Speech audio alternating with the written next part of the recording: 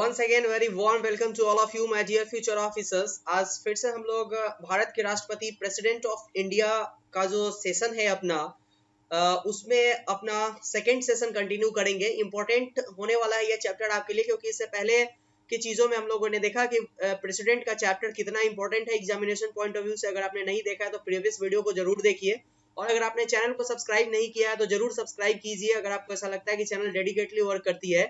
क्योंकि आप बिना सब्सक्राइब किए हुए चैनल को देखते हैं तो YouTube अपना इंप्रेशन देना बंद कर देती है अपने सब्सक्राइबर की तरफ, और चैनल बिल्कुल फ्रीज हो चुका है। तो प्लीज अगर आप देख रहे हो चैनल को और वीडियो को तो सब्सक्राइब करके जरूर देखिए। प्रश्न की तरफ आते हैं। प्रीवियस वीडियो को देखने के लिए आप प्लेलिस्ट जाके सर्च कर सकते हैं, प्लेलिस्ट में सारे वीडियो आपको मिल जाएंगे। आज के सेशन में हम लोग देखेंगे कि राष्ट्रपति के पद के लिए अर्हताएं क्या होनी चाहिए। एक एलिजिबिलिटी की अगर बात करें तो किस तरीके की एलिजिबिलिटी होती है प्रेसिडेंट के इलेक्शन के लिए और एक व्यक्ति को प्रेसिडेंट के रूप में निर्वाचित होने के लिए। अब क्लियर बात यहाँ पे देखिए तो जितनी भी अर्हताएं हैं, जितनी भी एलिजिबिलिटी है, वो सारे को अनुच्छेद 58 में मेंशन कर दिया गया हुआ है कि भाई साहब कॉन्स्टिट्यूशन ये बोलती है आर्टिकल 58 के थ्रू कि आप में अगर इतनी बातें हैं तो you are eligible for the president post of the India. ठीक है, अब वो कौन कौन सी बातें हैं उसको देखते हैं। तो सबसे पहले कि वो भारत का नागरिक होगा, लेकिन एक्सेप्शन अगर कोई व्यक्ति जन्म से भारत का नागरिक है या नहीं ये यहाँ पर मेंशन नहीं किया गया हुआ है। तो कोई व्यक्ति अगर दूसरे देश का है, अगर वो भारत की नागरिकता को अडॉप्ट किए हुए है, वो भी इस पोस्ट के लिए एलिजिबल हो सकता है। दूसरी बात, वह व्यक्ति 35 वर्ष की आयु पूरी कर चुका हो, मतलब कि अब 34 साल जो है और 11 महीना भी नहीं होना चाहिए, 34 साल 11 महीना और कुछ दिन भी नहीं होना चाहिए, means you have completed 35 years. Next आता है कि वो व्यक्ति ऐसा होना चाहिए जो लोकसभा का सदस्य निर्वाचित होने के लिए आहरित हो, मतलब कि उसमें एक एलिजिबिलिटी होना चाहिए कि वो लोकसभा के पोस्ट को कंटिन्यू कर सके, सदस्य के पोस्ट को। अब यहाँ लोकसभा को ही क्यों मेंशन किया गया? क्योंकि हमारे जो प्रेसिडेंट होते हैं वो लोकसभा के प्रति उत्तरदायी होते हैं, कहीं कोई शक नहीं है। नेक्स्ट आता है कि वह संघ राज्य में अथवा किसी राज्य सरकार में अथवा किसी स्थानीय प्राधिकरण में, सार्वजनिक प्राधिकरण में लाभ के पद पर नहीं होंगे। अब ऐसा नहीं हो सकता कि कोई व्यक्ति आईएएस के पोस्ट को कंटिन्यू कर रहा है और उसको हम प्रेसिडेंट बना सकते हैं, ऐसा नहीं होगा। इसके बाद एक वर्तमान राष्ट्रपति अथवा उपराज्यपाल किसी राज्य का राज्यपाल अथवा संघ राज्य के मंत्री किसी लाभ के पद पर नहीं माने जाते हैं। मतलब कि अब ये आईएएस का पोस्ट तो लाभ का पद है, लेकिन कोई व्यक्ति अगर राज्यपाल है, कोई व्यक्ति अगर उपराष्ट्रपति है और कोई व्यक्ति अगर राज्य में मंत्री है तो उसको हम लाभ का पद नहीं मानेंगे। और ये सारे पोस्ट वाले जो व्यक्ति है ये क्या कर सकते हैं? इलेक्शन लड़ सकते हैं प्रेसिडेंट का, और एक आईएएस भी इस प्रेसिडेंट के इलेक्शन को लड़ सकता है, लेकिन इसके लिए उसको रेजिग्नेशन देना पड़ेगा।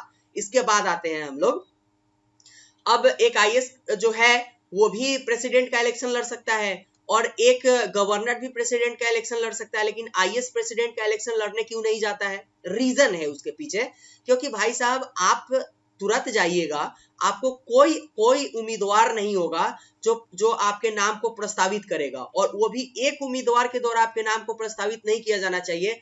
कम से कम 50 उम्मीदवार अगर आपके नाम को प्रस्तावित नहीं करते हैं तो you are not eligible for it, और 50 व्यक्ति द्वारा अनुमोदन आपको मिलना चाहिए कि हाँ भाई ये व्यक्ति सही है, इस व्यक्ति को हम सपोर्ट करते हैं कि ये व्यक्ति प्रेसिडेंट के इलेक्शन लड़े। इसके साथ एक जो छोटा सा टर्म एंड कंडीशन जोड़ा गया हुआ है 15,000 रुपए की जमानत राशि, ये 15,000 की जमानत राशि सभी को देना है, और शायद अगर आप प्रेसिडेंट के इलेक्शन को अफोर्ड कर सकते हैं तो आप 15,000 की राशि आराम से दे सकते हैं। इसके बाद अब क्या होता है टर्म एंड कंडीशन कि अगर मान लिए कि आप किसी कारण बस इलेक्शन लड़ रहे हैं और आपको पूरे जो वैध बहुमत है उसका अगर 1/6 भाग नहीं मिलता है तो जो 15,000 की राशि है वो आपकी जो है वो गोल हो जाएगी। ये 15,000 की राशि आपको नहीं मिलेगी और ये बोला जाएगा कि आपकी जमानत राशि जब्त हो चुकी है। अब ये एक धारणा बनी हुई है कि जो 15,000 की राशि है ये आरबीआई में जमा होती है, लेकिन कॉन्स्टिट्यूशन में ऐसा कहीं भी मेंशन नहीं किया गया हुआ है। नेक्स्ट आते हैं 1997 के पहले जो अनुमोदन की संख्या थी, ये जो 50 नाम प्रस्तावित होने चाहिए, 50 व्यक्तियों के द्वारा आपके नाम प्रस्तावित होने चाहिए और 50 व्यक्तियों के द्वारा आपके नाम को अनुमोदन मिलना चाहिए, ये 1997 के पहले केवल 10-10 थी, और जमानत की राशि जो थी वो 25,100 रुपए ही थी।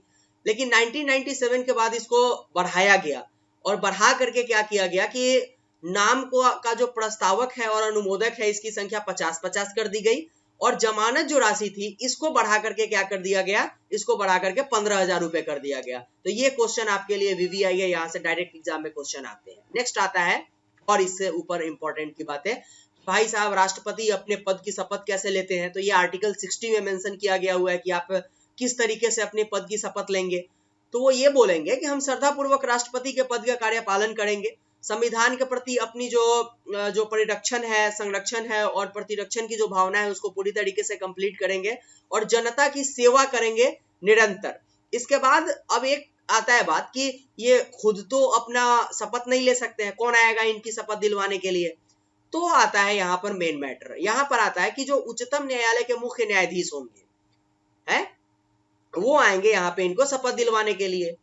अब किसी कारणवश हमारे उच्चतम न्यायालय के मुख्य न्यायाधीश का किसी कारणवश क्या होगा कि एक मीटिंग फिक्स होगा या कोई ऐसा केस चल रहा होगा जहां पे उनको रहना जरूरी है, तो उनके नीचे वाले जो वरीयता में आएंगे वो इनको क्या करेंगे, शपथ दिलवाएंगे। बातें हो गई यहाँ पे खत्म।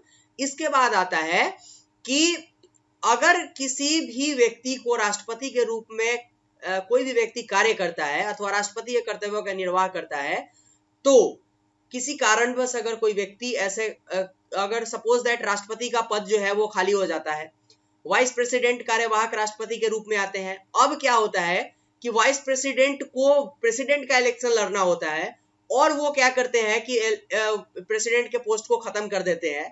तो भारत के जो मुख्य न्यायाधीश होते हैं वो इस पोस्ट को कंटिन्यू करते हैं, तो भारत के मुख्य न्यायाधीश को वो सारी फैसिलिटी दी जाएगी जो प्रेसिडेंट को मिलता है। क्लियर है बातें। अब आते हैं राष्ट्रपति के पद की शर्तों के ऊपर।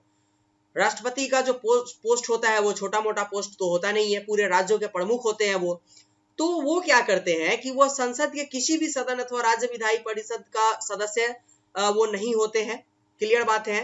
अगर आप इस पोस्ट को कंटिन्यू कर रहे होते हैं तो, और अगर होते हैं तो जैसे ही वो इस पोस्ट को कंटिन्यू करते हैं उनको सदन से त्यागपत्र दे देना पड़ता है। आते हैं नेक्स्ट ऊपर, किसी भी लाभ के पद पर नहीं रहते हैं। पहले ये चीज मेंशन कर दिया गया हुआ है कि लाभ का पद किसे माना जाएगा और लाभ का पद किसे नहीं माना जाएगा। इसके बाद उसे बिना कोई किराया चुकाए आधिकारिक निवास मतलब राष्ट्रपति भवन उनको दिया जाता है।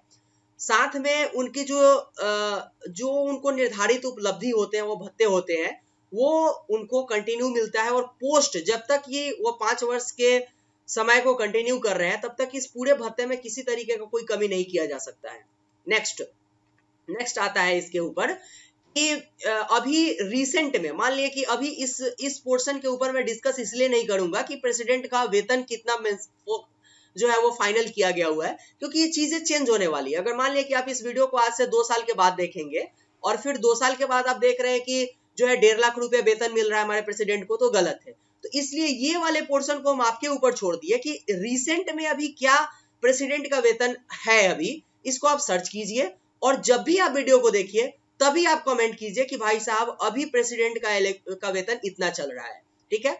इसमें एक चीज ये निकल करके आता है कि यहाँ पर इस मैटर से ये निकल करके आता है कि राष्ट्रपति को जो है वो एक बहुत बड़ा विशेषाधिकार क्या प्राप्त होता है कि राष्ट्रपति को उनके कार्यकाल के दौरान आपराधिक कार्यवाही से उन्मुक्ति मिलता है। मतलब अगर किसी कारणवश उनको कोई आपराधिक कार्यवाही के लिए उनके ऊपर केस चल रहा है तो उनको गिरफ्तार नहीं किया जा सकता है। यहाँ तक कि वो पर्सनल भी कोई इस तरीके का कृत्य करते हैं, इसके लिए भी उनको जो है वो गिरफ्तार नहीं किया जा सकता है। लेकिन अगर वो किसी कारणवश निजी कृत्यों के कारण उनके ऊपर महाभियोग चलाया जाता है तो 2 महीने पहले उनको नोटिस देकर के इस पोस्ट से उनको खाली करवा दिया जाता है।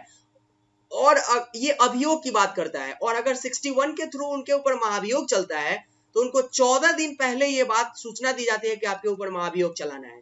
लेकिन अगर पर्सनल कारण से किसी निजी कृत्य के कारण अगर उनके ऊपर अभियोग चलाया जाता है, दोनों में अंतर है। एक महाभियोग वर्ड है, एक अभियोग वर्ड है। तो जब भी अभियोग का बात आएगा तो 1-2 महीने पहले नोटिस मिलेगा और महाभियोग की बात आएगी तो 14 दिन पहले नोटिस मिलेगी। अब आर्टिकल 59 ये बोलता है कि भाई साहब आप तो प्रेसिडेंट है प्रेसिडेंट है। अब प्रेसिडेंट का पोस्ट अगर आप कंटिन्यू कर रहे हैं तो हम किसी भी कारणवश आपका जब तक पोस्ट कंटिन्यू हो रहा है तब तक आपके वेतन को कम नहीं कर सकते हैं और आपके सारे वेतन को हम आयकर से छूट देते हैं, आपको इनकम टैक्स नहीं देना पड़ेगा। सारी बातें क्लियर है यहाँ तक की। ये जो भी इंपॉर्टेंट चीज थे प्रेसिडेंट से रिलेटेड सारे अभी आपको कंटिन्यू करवाए जा रहे हैं। लग रहा है कि चीजें आपके लिए इंपॉर्टेंट है तो चैनल को सब्सक्राइब जरूर कीजिएगा, क्योंकि आप बिना सब्सक्राइब किए हुए चैनल को देखते हैं 85% लोग, और यूट्यूब को ऐसा लगता है कि चैनल डेडिकेटली आपके लिए वर्क नहीं करती है, तो चैनल के का जो व्यूज है उसको फ्रीज कर देती है, फिर हमें मोटिवेशन नहीं मिल पाता है आपके लिए कुछ नया करने का। तो सब्सक्राइब जरूर कर दिया कीजिएगा चैनल को, और शेयर भी कीजिएगा जितना हो सके। ये सेशन नंबर 2 था। नेक्स्ट सेशन आपका 3rd आएगा, जिसमें हम और चीजों को वाइडली डिस्कस करेंगे। मिलते हैं फिर से नेक्स्ट वीडियो में, तब तक के लिए thank you, goodbye and take care.